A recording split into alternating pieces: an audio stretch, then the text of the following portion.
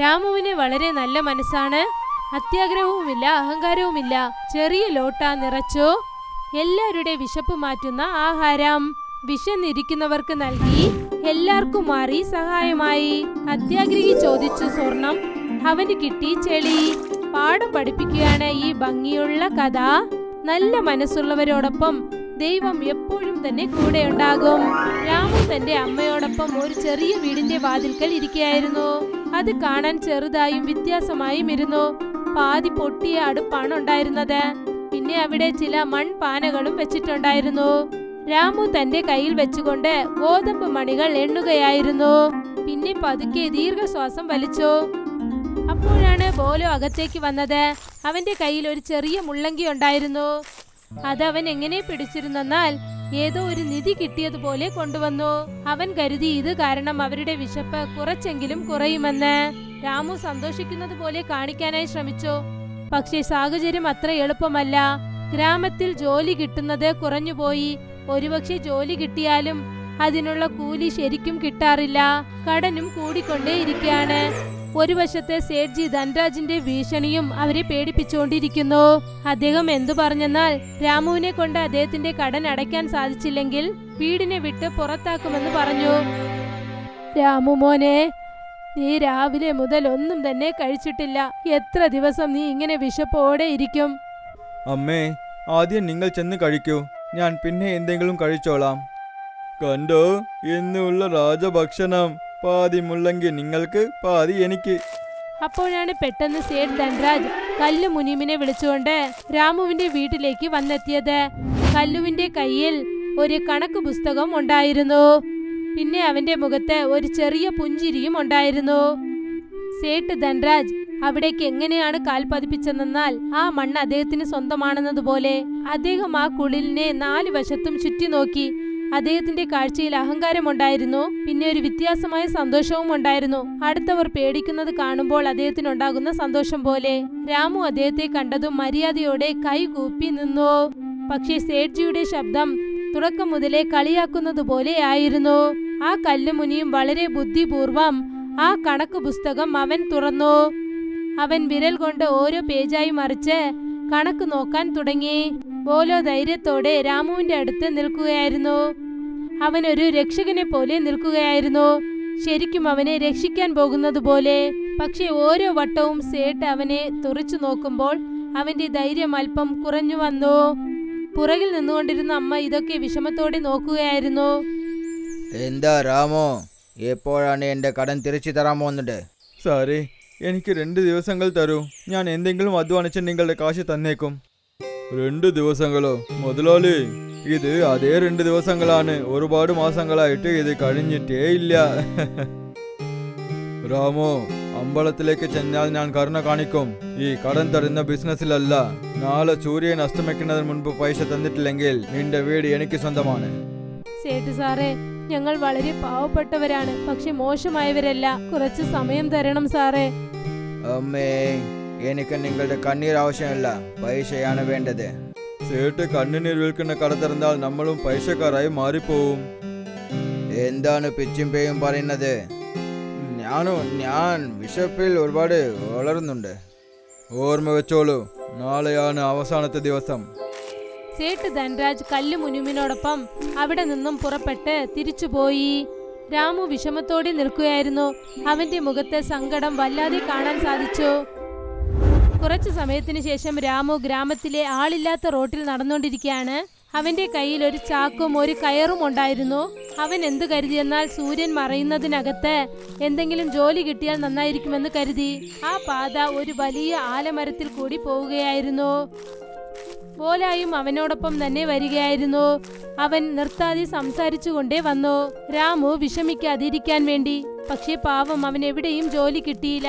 പിന്നെ ബോലയും പതുക്കെ പതുക്കെ ശാന്തനായി. ആലമരത്തിനടിയിൽ ചെന്നെത്തിയതും രാമു അങ്ങനെ തന്നെ നിന്നു.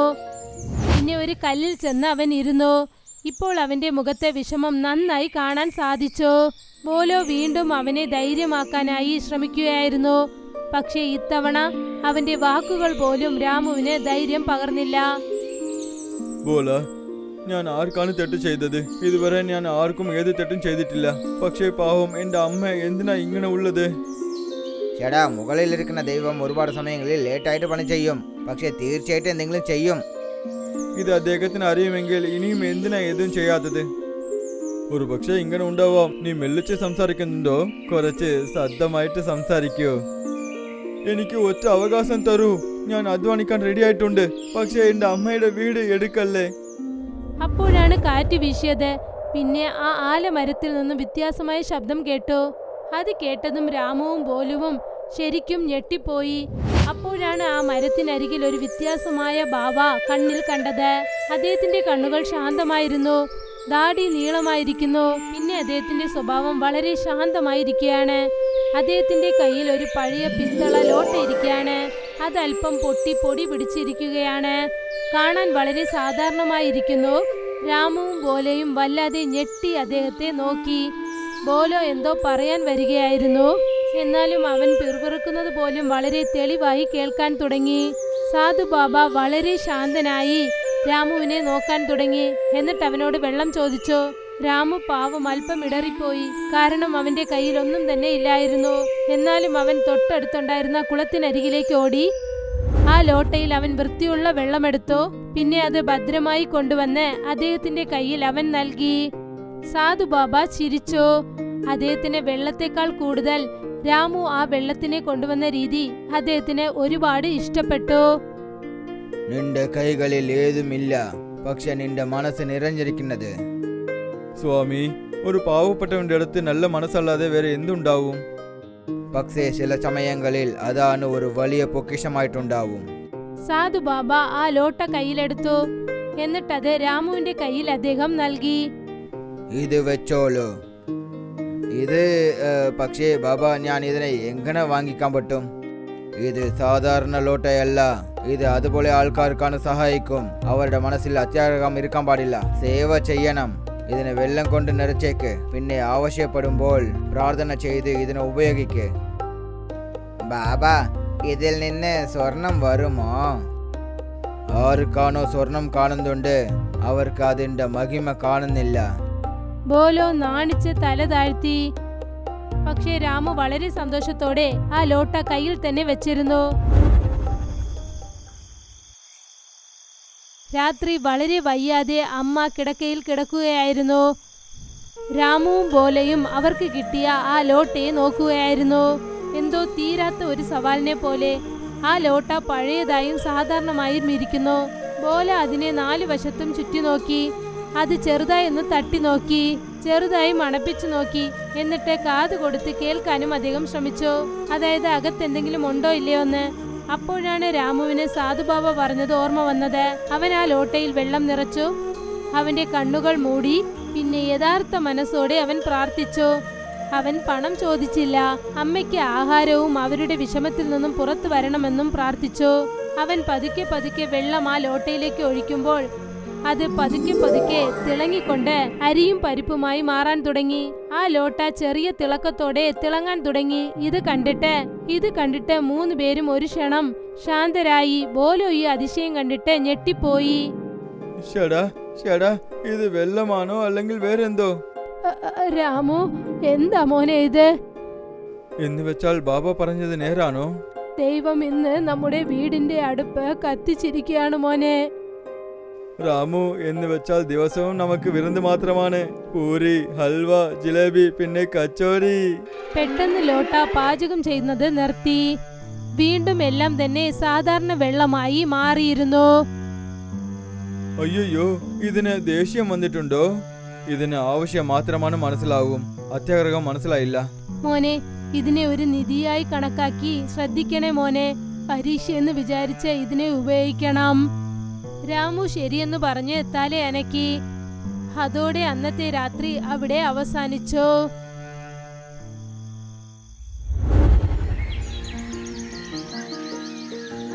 അടുത്ത ദിവസം സൂര്യൻ ഒരു പുതിയ ശക്തിയോടെ ഉദിച്ചു. ഒരുപാട് ദിവസം വിശപ്പോടെ ഇരുന്നതിന് ശേഷം അമ്മ അടുപ്പത്ത് പാചകം ചെയ്യാൻ തുടങ്ങി. ആഹാരത്തിന്റെ മണം ആ തെരുവ് മുഴുവൻ മണക്കാൻ തുടങ്ങി. ബോലുവിന് അവന്റെ സന്തോഷം താങ്ങാനായില്ല. രാമു അവനോട് എന്തു പറഞ്ഞെന്നാൽ ആ ലോട്ടയുടെ കാര്യം ആരോടും പറയരുതെന്ന് പറഞ്ഞു. പക്ഷേ ബോലയുടെ മുഖം അങ്ങനത്തേതാണ്. അവനെ കൊണ്ട് ഒരു രഹസ്യവും മറച്ചു വെക്കാനാവില്ല. ബോല, നിന്നെ കൊണ്ട് ഒരു കാര്യത്തിനെയും മറയ്ക്കാൻ പറ്റില്ലേ? ശ്രദ്ധയോടെ ഇരിക്കണം. ഇതിനെപ്പറ്റി ആർക്കും കാര്യം അറിയാൻ പാടില്ല. രാമു, ഞാൻ സത്യം പറയുന്നു. ഞാൻ ആരുടെ അടുത്തും ഏതും പറയില്ല. നിന്റെ സത്യത്തിനേക്കാളും നിന്റെ മുഖം കണ്ടാലേ എനിക്ക് പേടിയായിട്ടുണ്ട്. നീ ഒന്നും വിഷമിക്കണ്ട, ഞാൻ എല്ലാം നോക്കിക്കൊള്ളുന്നു. അതിനിടയ്ക്ക് അമ്മ അവർക്ക് വേണ്ടി ചൂടുള്ള കിച്ചടി ചെയ്തു കൊണ്ടുവന്നു. രണ്ടുപേരും അതിനെ മണപ്പിച്ചു. എന്നിട്ടത് കഴിക്കാൻ തുടങ്ങി. അമ്മ അടുത്തു തന്നെ ഇരുന്നു. രണ്ടുപേരും കഴിക്കുന്നത് കണ്ടിട്ട് അവരുടെ മുഖത്ത് വല്ലാത്ത സന്തോഷം ഉണ്ടായി. കഴിച്ചു കഴിഞ്ഞതിന് ശേഷം രാമുവും ബോലയും ജോലി തേടി പുറപ്പെട്ടു. രാമു തന്റെ കയ്യിൽ ആ ലോട്ടയും എടുത്തുകൊണ്ടുപോയി. വഴിയിൽ ഒരു വയസ്സായ മരംവെട്ടുകാരൻ മരത്തിനടിയിൽ വളരെ വിശപ്പോടെയും ബലഹീനനായും ഇരിക്കുന്നത് കണ്ടു. മുത്തശ്ശ, എന്തു പറ്റിയത്? നിങ്ങൾ നന്നായിട്ടുണ്ടല്ലേ? എന്തു മോനെ പറയാനാ, വിശപ്പ് കാരണം എന്റെ അവസ്ഥ മോശമായിട്ടുണ്ട്. ഇപ്പോൾ കഴിക്കാൻ എന്തെങ്കിലും കിട്ടിയാൽ വളരെ നന്നായിട്ടുണ്ടാവും. രാമു വീണ്ടും ആ ലോട്ട ഉപയോഗിച്ചു. മനസ്സിനകത്ത് അവൻ പ്രാർത്ഥിച്ചു. പിന്നെ ആ ലോട്ടയിൽ നിന്നും ഒരുപാട് ആഹാരം വന്നു. അതവൻ ആ വയസ്സായ മരംവെട്ടുകാരന് കൊടുത്തു. ഇതേ സമയം കല്ലുമുനി ഇതെല്ലാം ദൂരെ നിന്ന് കാണുകയായിരുന്നു. അവന് കാര്യം എന്താണെന്ന് ശരിക്കും മനസ്സിലാക്കാനായില്ല. പക്ഷെ ഇത് അവൻ മനസ്സിലാക്കി. അതായത് ആ ലോട്ടയിൽ എന്തോ ഒരു കാര്യമുണ്ടെന്ന്. അടിപൊളിയാണ്. ഇവിടെ കൃഷി ചെയ്യാതെ പയറുകൾ വിളയുന്നുണ്ട്. ഈ കാര്യം ചേട്ടന് ഇഷ്ടപ്പെടും. ഇത് കണ്ടിട്ട് കല്ലുമുനിയും അവിടെ നിന്നും ഒന്നും മിണ്ടാതെ പുറപ്പെട്ടു. കൊട്ടാരത്തിനകത്ത് സേഠ്ജി ധൻരാജ് സോഫയിൽ ഇരുന്നു കൊണ്ട് പണം എണ്ണുകയായിരുന്നു. അപ്പോഴാണ് കല്ലുമുനിയും അവിടേക്ക് വന്നത്. പിന്നെ തിളങ്ങുന്ന ആ തറയിൽ അവന് വഴുതിപ്പോയി. സേഠ്ജി അവന്റെ ഈ പ്രവൃത്തി കണ്ട് ആദ്യം അവനെ വഴക്കു പറഞ്ഞു. പക്ഷെ കല്ലുമുനി വേഗം മുന്നിലോട്ട് വന്ന് സേഠ് ധൻരാജിനോട് പറയാൻ തുടങ്ങി അവൻ കണ്ട കാഴ്ചയെക്കുറിച്ച്.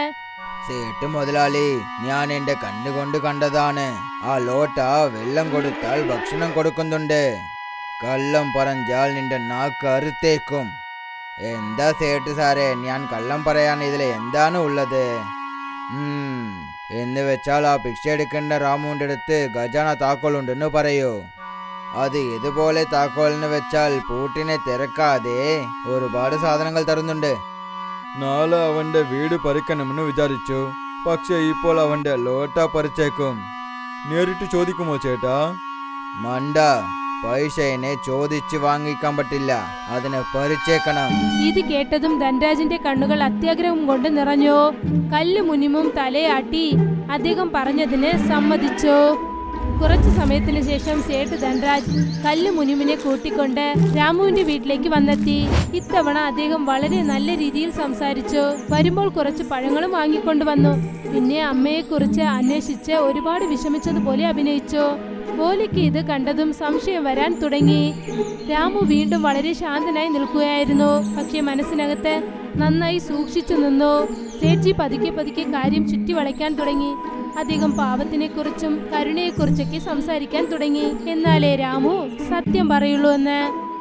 മോനെ രാമു, നിനക്ക് അദൃഷ്ടം അടിച്ചെന്ന് കേട്ടിട്ടുണ്ട്. അദൃഷ്ടമോ? ഇല്ല സേട്ട് ചേട്ടാ, എല്ലാം ആ ദൈവത്തിന്റെ അനുഗ്രഹമാണ്. അങ്ങനെയോ? എന്ന് വെച്ചാൽ ആ കരുണ ആ ലോട്ടയിലാണ് കിട്ടുന്നത്. ഇത് കേട്ടതും ശരിക്കും രാമു ഞെട്ടിപ്പോയിരുന്നു. നിങ്ങൾ തന്നെ കണ്ടോ? അവരുടെ മുഖത്തിൽ തന്നെ എല്ലാം കാണുന്നുണ്ട്. നിങ്ങളുടെ മുഖം പോലും ഒരുപാട് കാര്യങ്ങൾ പറയുന്നുണ്ട്. നേരിട്ട് പറയൂ, ആ ലോട്ട എവിടെയാണ് ഉള്ളത്?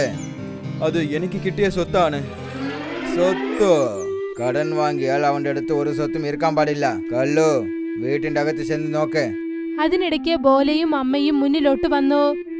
ഇല്ല, ഞങ്ങളുടെ വീട്ടിൽ ആരും കൈവയ്ക്കാൻ പാടില്ല. മതിയാണ്. ഒരുപാട് അവമാനങ്ങൾ ഞാൻ അനുഭവിച്ചിട്ടുണ്ട്. അധ്വാനിച്ച് എന്റെ കടം തീർക്കുന്നത് തവിർത്ത് പേടിച്ച് ജീവിക്കാൻ പറ്റില്ല. എന്റെ വീട്ടിലുള്ള സാധനങ്ങളിൽ ആരും കൈവെക്കാൻ പാടില്ല. ധൻരാജ് നിന്നു. എന്നിട്ട് രാമുവിനെ അദ്ദേഹം നോക്കി. രാമുവിന്റെ കണ്ണിൽ ഇപ്പോൾ ധൈര്യം നന്നായി കാണാൻ സാധിച്ചു. ഇത് കണ്ടിട്ട് ധൻരാജ് ഒരടി പുറകിലോട്ട് നീങ്ങി. ശരി രാമു, പക്ഷേ ഓർമ്മ വെച്ചോളൂ, ഇനിയും ഈ കളി പൂർത്തിയായിട്ടില്ല. കല്ലുമുനിയമിനെ വിളിച്ചുകൊണ്ട് ധൻരാജ് അവിടെ നിന്നും പുറപ്പെട്ടു. രാത്രി രാമു ആ ലോട്ടയെ വളരെ ശ്രദ്ധാപൂർവം ഒരു പഴയ അരിപ്പാനയുടെ അകത്ത് ഒളിച്ചു വെച്ചു. ബോലോ കാവലിരിക്കാമെന്ന് പിടിവാശി കാണിച്ചു. പക്ഷെ ഇത് ചെയ്യാൻ അവന് ഒട്ടും അർഹതയില്ലായിരുന്നു. നീ വിഷമിക്കണ്ട രാമു. ഒരു പക്ഷേ ഇന്ന് രാത്രി ആ കള്ളൻ വന്നെങ്കിൽ. രാമു ശരിയെന്ന് തല അനക്കി സമ്മതിച്ചു. എന്നിട്ട് അവിടെ നിന്നും പുറപ്പെട്ടു. ബോല കയ്യിൽ കമ്പോടെ വളരെ ശ്രദ്ധയോടെ ഇരിക്കാൻ ശ്രമിക്കുകയായിരുന്നു. പക്ഷെ ചെറിയ ചെറിയ ശബ്ദങ്ങൾ കേട്ടുപോലും പേടിച്ചു. ചില സമയത്ത് മിന്നാമിനിങ്ങിന്റെ ശബ്ദം, ചില സമയത്ത് പൂച്ചയുടെ ശബ്ദം. കല്ലുമുനിയും ആരും കാണാതെ ഇതൊക്കെ മറഞ്ഞിരുന്ന് നോക്കുകയായിരുന്നു. മുന്നിലോട്ട് നടന്നു വരുമ്പോൾ അവന്റെ കാലറിയാതെ അദ്ദേഹത്തിന്റെ കയറിൽ കുടുങ്ങി. അത് അവനൊരു പാമ്പാണെന്ന് കരുതി. അയ്യോ, ഞാൻ ചത്തുപോയി, രക്ഷിക്കൂ, രക്ഷിക്കൂ. കയർ അവന്റെ കാലിൽ ചുറ്റിപ്പോയി. അത് കാരണം അവൻ താഴേക്ക് വീണുപോയി. അകത്ത് ഉറങ്ങിക്കൊണ്ടിരുന്ന ബോല ഈ ശബ്ദം കേട്ട് പെട്ടെന്ന് ഞെട്ടി ഉണർന്നു. ആരാത്? ബോലോ വേഗം റൂമിലേക്ക് ഓടുകയായിരുന്നു. എന്നിട്ട് രാമുവിനെ എണീപ്പിച്ചു. വേഗം എണീക്കൂ, ആരോ കള്ളൻ വന്നിട്ടുണ്ട്. രാമു പേടിച്ചെണീറ്റു. എന്നിട്ട് ബോലയെ വിളിച്ചുകൊണ്ട് പുറകിലോട്ട് ഓടി. രാമുവും ബോലയും പുറകിലെ വാതിലിൽ കൂടി ഓടി വരികയായിരുന്നു. അവിടെ അവർ കണ്ടു കല്ലുമുനിയും അവിടെ വീണു കിടക്കുന്നത്. പിന്നെ അവന്റെ കാലിൽ കയറും ചുറ്റിക്കിടപ്പുണ്ടായിരുന്നു. കല്ലു, നീയോ ഇവിടെ വന്നിട്ടുണ്ട്? നീ ഇവിടെ മോഷ്ടിക്കാനല്ലേ വന്നിട്ടുണ്ട്? അവസാനം കല്ലു ആ കയറ് തന്റെ കാലിൽ നിന്നും ഊരിയെടുത്തു. എന്നിട്ട് അദ്ദേഹം എണീറ്റ് നിന്നു. അത് രാത്രി സമയത്ത് ഞാൻ നടക്കണമെന്ന് ആലോചിച്ചു. അത് ശരി, അപ്പോൾ എന്റെ വീടിന്റെ ചുമരിൽ എകിരി കുതിച്ചു വന്നോ? അത് വന്ന് ഞാൻ അത് ഇവിടെ നിന്ന് പോയേക്ക്, നിനക്ക് ഇവിടെ നിന്ന് ഏതും കിട്ടുന്നില്ല. ശരി ശരി, ഞാൻ പോന്നു. ഞാൻ വെറുതെ ഇവിടെ വന്നതാണ്. എല്ലാവരും ഏതോ ഒരു കാര്യത്തിനെ വലുതാക്കാൻ നോക്കുന്നുണ്ട്. കല്ലു വളരെ ശാന്തനായി അവിടെ നിന്നും പുറപ്പെട്ടു. രാമുവും ബോലയും മിണ്ടാതെ നിൽക്കുകയായിരുന്നു. അവൻ പോകുന്നത് നോക്കി നിൽക്കുകയായിരുന്നു. പിന്നെ അതോടെ ആ രാത്രിയും അവസാനിച്ചു. അടുത്ത ദിവസം രാവിലെ കല്ലു ധൻരാജിനെ കാണാൻ വന്നു. പിന്നെ രാത്രി നടന്ന കാര്യത്തെക്കുറിച്ച് എല്ലാം പറഞ്ഞു. അത് കേട്ടതും ധൻരാജിന് വല്ലാതെ ദേഷ്യം വന്നു. മണ്ട, ഒരു ലോട്ടനെ നിന്നെ കൊണ്ട് എടുത്തു വരാൻ പറ്റില്ലേ? മുതലാളി, അവിടെ ബോള ഉണ്ട്. അവൻ മനുഷ്യനല്ല, നടക്കുന്ന ഒരു പ്രശ്നമാണ്. ധൻരാജ് വേഗം തന്നെ സമാധാനപ്പെടുത്തി. അദ്ദേഹത്തിന് മനസ്സിലായി മോഷ്ടിക്കുന്നത് നടക്കില്ല എന്ന്. തന്ത്രപൂർവം അതിനെ കൈക്കലാക്കാമെന്ന് കരുതി. ശരി, ഇത് കേൾക്ക്. ഗ്രാമത്തിലെ എല്ലാവർക്കും അറിയണം രാമു മന്ത്രങ്ങൾ ചെയ്യുന്നുണ്ട് എന്ന്. ആൾക്കാർ പേടിക്കണം, പ്രശ്നങ്ങൾ ചോദിക്കണം. പിന്നെ ആ ലോട്ടായനെ അവൻ തന്നെ പുറത്തു കൊണ്ടുവരും. അടിപൊളിയാണ് മുതലാളി. നിങ്ങളുടെ ബുദ്ധി പാമ്പിനേക്കാളും ഒരുപാട് ഷാർപ്പായിട്ടുണ്ട്. സംസാരിക്കുന്നത് കുറച്ചിട്ട് നിന്റെ ജോലി ചെയ്യൂ. കല്ലു ശരിയെന്ന് സമ്മതിച്ചു. എന്നിട്ട് അവിടെ നിന്നും അവൻ പോയി. ധൻരാജിന്റെ മുഖത്ത് ഒരു തന്ത്രപരമായ ചിരി കാണപ്പെട്ടു. കുറച്ചു ദിവസങ്ങൾക്ക് ശേഷം ഇക്കാര്യം ഗ്രാമം മുഴുവൻ അറിഞ്ഞു. ഗ്രാമത്തിലെ ചായക്കടയിൽ ആളുകളൊക്കെ കൂടി നിൽക്കുകയായിരുന്നു. രാമു മാന്ത്രികതയൊക്കെ ചെയ്യുന്നു എന്ന കാര്യത്തെക്കുറിച്ച് അവിടെയുള്ള ആളുകളൊക്കെ സംസാരിക്കുകയായിരുന്നു. പിന്നെ ചുറ്റുപാട് അല്പം പേടിയുള്ളതായിരുന്നു. അതിനിടയ്ക്ക് ധൻരാജ് അവിടേക്ക് വന്നു. പിന്നെ അദ്ദേഹത്തിന്റെ പുറകിൽ തന്നെ കല്ലുവും അവിടേക്ക് വന്നു. ഗ്രാമത്തിലെ ജനങ്ങളെ, നിങ്ങളുടെ സുരക്ഷിത എനിക്ക് ആവശ്യമാണ്. രാമുവിന്റെ വീട്ടിൽ ഒരു രഹസ്യമായ സാധനമുണ്ട്. ഞാൻ എന്റെ കണ്ണുകൊണ്ട് കണ്ടതാണ്. വെള്ളം കൊണ്ട് ഭക്ഷണം വരുന്നുണ്ട്. അതിനിടയ്ക്ക് രാമുവും ബോലയും അമ്മയും അവിടേക്ക് വന്നു. അപ്പോഴാണ് ബോല മുന്നിലോട്ട് വന്ന് സംസാരിക്കാൻ തുടങ്ങിയത്. നീ ഇതും കണ്ടിട്ടുണ്ടാവണമല്ലേ? ഭക്ഷണത്തിന് വിശപ്പോടിരിക്കുന്നവർക്ക് കൊടുത്തത്. അദ്ദേഹത്തിന് എന്തെങ്കിലും പറ്റിയിട്ടുണ്ടോ? രാമു, സത്യം എന്താണ് മോനെ? സത്യം എന്താണെന്ന് വെച്ചാൽ ആ ദൈവം ഞങ്ങളെ സഹായിച്ചിട്ടുണ്ട്. ഞാൻ ആർക്കും ഏതൊരു കരുതലും സെഞ്ഞിട്ടില്ല. എന്ന് വെച്ചാൽ എല്ലാവർക്കും അത് കാണിച്ചേക്ക്. രാമു ബോലയെ നോക്കിയിട്ട് ശരിയാണെന്ന് തല അനക്കി കാണിച്ചു. ഒരു പക്ഷേ ഇത് വരമെങ്കിൽ ഇതിനെ സഹായത്തിന് വേണ്ടി മാത്രമാണ് ഉപയോഗിക്കണം. ഇതിനെ കളിയാക്കാൻ പറ്റില്ല. ബോലോ ആ ചായക്കടയിൽ നിന്നും ആ ലോട്ടയിലേക്ക് ചൂടുവെള്ളം നിറച്ചു. രാമു ആ ലോട്ട എടുത്തു. എന്നിട്ട് കണ്ണു മൂടി. എന്നിട്ട് പ്രാർത്ഥിക്കാൻ തുടങ്ങി. കുറച്ചു സമയത്തിനകം ആ ലോട്ടയിലുണ്ടായിരുന്ന വെള്ളം അരിയായി മാറുകയായിരുന്നു. ഇത് കണ്ടിട്ട് അവിടെ ഉണ്ടായിരുന്ന ഗ്രാമത്തിലെ ജനങ്ങളൊക്കെ ശരിക്കും ഞെട്ടിപ്പോയിരുന്നു. അല്ല, ഇത് ശരിക്കും വല്ലാത്ത അതിശയമാണ്. ഞാൻ പറഞ്ഞല്ലേ, നമ്മളുടെ രാമു മാന്ത്രികം ചെയ്യുന്നില്ല എന്ന്. അവന്റെ മനസ്സ് ഒരുപാട് ശുദ്ധമാണ്. ധൻരാജ് ഇതൊക്കെ കാണുകയായിരുന്നു. അദ്ദേഹത്തിന്റെ മനസ്സിൽ അത്യാഗ്രഹം വീണ്ടും കൂടി. ജനങ്ങളുടെ ആശ്ചര്യം പതുക്കെ പതുക്കെ രാമുവിനോടുള്ള മര്യാദയായി മാറുന്നത് കണ്ടതും അദ്ദേഹത്തിന് അംഗീകരിക്കാനായില്ല. പെട്ടെന്ന് ധൻരാജ് രാമുവിന്റെ കയ്യിലുണ്ടായിരുന്ന ആ ലോട്ട പിടിച്ചു വാങ്ങി. ഇത് കണ്ടിട്ട് ഗ്രാമത്തിലെ ജനങ്ങളൊക്കെ ഞെട്ടിപ്പോയി. ഇതുപോലുള്ള ശക്തി ഒരു പാവപ്പെട്ടവന്റെ കയ്യിൽ ഇരിക്കാൻ പറ്റില്ല. ഇതിനെ ശരിയായ രീതിയിൽ ഉപയോഗിക്കേണ്ടവരുടെ കയ്യിലാണ് ഇത് ഇരിക്കേണ്ടത്. ഈ ലോട്ട ഇപ്പോൾ എനിക്ക് സ്വന്തമാണ്. ഞാൻ ഇതിന്റെ അടുത്ത് സ്വർണം കേൾക്കുന്നുണ്ട്, വജ്രങ്ങൾ കേൾക്കുന്നു, മുത്തുക്കൾ കേൾക്കുന്നു. ലോട്ട വളരെ ശാന്തമായിരുന്നു. സേഠ്ജി വീണ്ടും ശ്രമിച്ചു.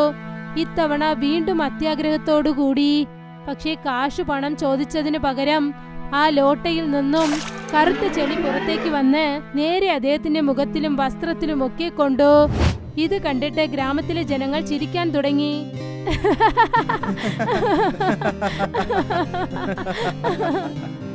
അടിപൊളി സേട്ട് സാറേ, സ്വർണമല്ല, നിങ്ങൾക്ക് ചേട്ടനെയാണ് കൊടുത്തിരിക്കുന്നത്. ഓ സേട്ട് സാറേ, നിങ്ങൾ ഒരുപാട് വീണ്ടും ശ്രമിച്ചു നോക്കൂ. ലോട്ട, എനിക്ക് നീതി കൊടുത്തേക്ക്. ആ ലോട്ടയിൽ നിന്നും ചെളി പുറത്തേക്ക് വന്ന് നേരെ അദ്ദേഹത്തിന്റെ മുഖത്ത് വന്ന് കൊണ്ടു. ഇത് കണ്ടിട്ട് ഗ്രാമത്തിലെ ജനങ്ങൾ ഭയങ്കരമായി ചിരിക്കാൻ തുടങ്ങി. ആ സമയത്ത് അതേ സ്വാമിജി ആ സ്ഥലത്തേക്ക് വീണ്ടും വന്നു. ബാബാ, നിങ്ങളോ? രാമു വിശപ്പ് തീർക്കണമെന്ന് ദൈവത്തിനെ ചോദിച്ചു. അത് കാരണം ഭക്ഷണം കിട്ടിയിട്ടുണ്ട്. ഇവൻ അത്യാഗ്രഹത്തോടെ കേട്ടു. അത് കാരണമാണ് ഇതുപോലെ നടന്നത്. ഓർമ്മയിൽ വെച്ചോളൂ, ദൈവം കൊടുക്കുന്ന വരം അത്യാഗ്രഹം പിടിച്ചവന്റെ കയ്യിൽ നിൽക്കില്ല. ധൻരാജ് നാണിച്ച് എല്ലാവരുടെ മുൻപിലും തല കുനിച്ചു നിൽക്കുകയായിരുന്നു. രാമുവിന്റെ ചിന്ത എപ്പോഴും നല്ലതായിരുന്നു. എന്നാലും നിങ്ങൾ അവനെ ദ്രോഹിച്ചുകൊണ്ടിരുന്നു. അതിനു പകരം അവൻ നിങ്ങൾക്ക് തരേണ്ട കാശ് നിങ്ങൾ വേണ്ടെന്ന് വെക്കണം. ശരി, ഇന്ന് മുതൽ രാമുവിന്റെ കടം തീർന്നു പോയി. ദൈവം നിനക്ക് നല്ലതേ വരുത്തു മോനെ. ബാബാ, ഇപ്പോൾ ഞാൻ ഈ ലോട്ടേനെ എന്ത് ചെയ്യണം? ഇത് എനിക്ക് കഷ്ടവും കൊടുത്തു, സഹായവും ചെയ്തു. കഷ്ടം കൊടുത്തത് ലോട്ട അല്ല മോനെ, അത് അത്യാഗ്രഹമാണ്. ഇതിനെ നീ നിന്റെ അടുത്ത് വെച്ചോളൂ. പക്ഷെ നിനക്ക് വേണ്ടി മാത്രമല്ല, എല്ലാവർക്കും വേണ്ടി. എന്ന് വെച്ചാൽ ഈ ഗ്രാമത്തിൽ ഇനി ആരും വിശപ്പോട് ഉറങ്ങില്ല. നിന്റെ ആലോചന നന്നായിട്ടിരിക്കുന്നവരെ. രാമു മാത്രമല്ലാതെ ഗ്രാമത്തിലെ ജനങ്ങളും ശരിയെന്ന് തല അനക്കി സമ്മതിച്ചു. പിന്നെ ഇതോടെ ഈ കഥയും ഇവിടം കൊണ്ട് അവസാനിച്ചു.